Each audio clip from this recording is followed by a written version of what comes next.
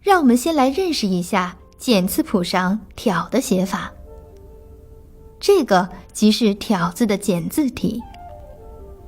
当我们练习右手指法时，比如散音挑7弦，散音挑6弦，散音挑5弦，简字谱上便如此表示。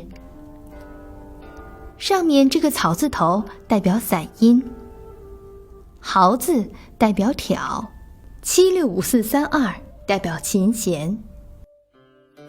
好的，下面让我们来看一下挑的弹奏要点。右手食指呈自然放松屈曲状，拇指指尖轻轻地放于食指末节的地方，起到辅助的作用。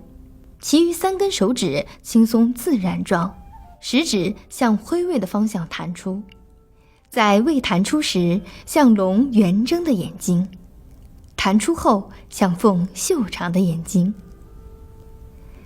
弹奏时，中指可以轻轻搭在前一根琴弦上，起到辅助的作用。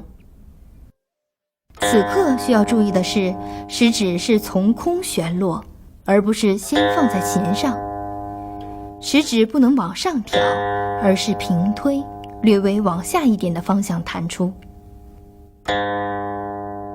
食指与拇指之间的配合要伸缩灵活，不可太过僵硬。